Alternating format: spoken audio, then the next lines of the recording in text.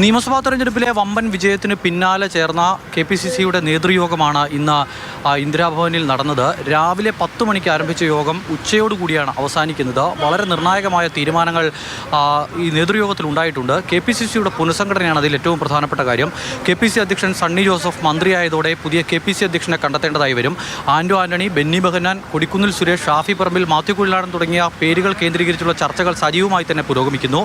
അതോടൊപ്പം തന്നെ 5 DCC അധ്യക്ഷന്മാർ MLA ആയി തിരഞ്ഞെടുക്കപ്പെട്ടിരിക്കുന്നു. ഇവർക്കും പകരക്കാരെ കണ്ടെത്തേണ്ടതുണ്ട്. ഈ 5 DCC അധ്യക്ഷന്മാർക്ക് പുറമെ പത്തനംതിട്ട DCC അധ്യക്ഷൻ കൂടി സ്ഥാനമൊഴിയാൻ തയ്യാറാണ് എന്നൊരു കാര്യം പറയുന്നു. അങ്ങനെയെങ്കിൽ 6 പുതിയ DCC അധ്യക്ഷന്മാരെ കണ്ടെത്തേണ്ടതായിട്ടുണ്ട്.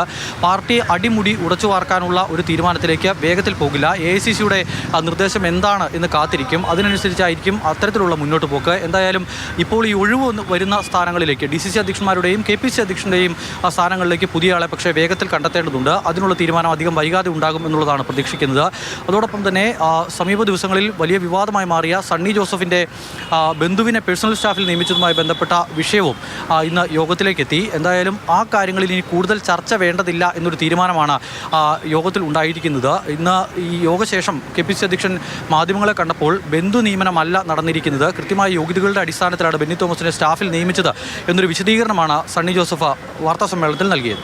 പേഴ്സണൽ സ്റ്റാഫ് എന്ന് പറയുന്നത് അതിനെന്തെങ്കിലും പ്രത്യേകമായ യോഗ്യതാ മാനദണ്ഡമോ അയോഗ്യതാ മാനദണ്ഡമോ നിയമപരമായിട്ട് എവിടെയും രേഖപ്പെടുത്തിയിട്ടില്ല. ഇലക്ഷന്റെ കാര്യങ്ങൾ കൈകാര്യം ചെയ്ത് എൻ്റെ ചീഫ് ഏജന്റായിട്ട് പ്രവർത്തിച്ച നല്ല ക്യാരക്ടറുള്ള, നല്ല രാഷ്ട്രീയ പ്രവർത്തനത്തിലെ നല്ല ട്രാക്ക് റെക്കോർഡുള്ള, എനിക്ക് കൂടി സ്വീകാര്യതയുള്ള, വിശ്വാസമുള്ള ഒരാളാണ് ബെന്നി തോമസ്. അതുകൊണ്ടാണ് അദ്ദേഹത്തെ വെച്ചത്. അധികാരമുള്ളതിനാൽ തന്നെ പല ആളുകളും അടുപ്പക്കാർ ചമഞ്ഞ് എത്തുമെന്നും അത്തരക്കാരെ സൂക്ഷിക്കണം എന്നൊരു മുന്നറിയിപ്പ് സംഘടനാ ചുമതലയുള്ള AICC general secretary KC Venugopal യോഗത്തിൽ നൽകിയിട്ടുണ്ട്.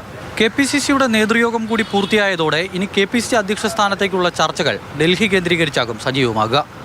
അമൽത്തേനമ്പറമ്പിൽ, മാതൃഭൂമി ന്യൂസ്, തിരുവനന്തപുരം.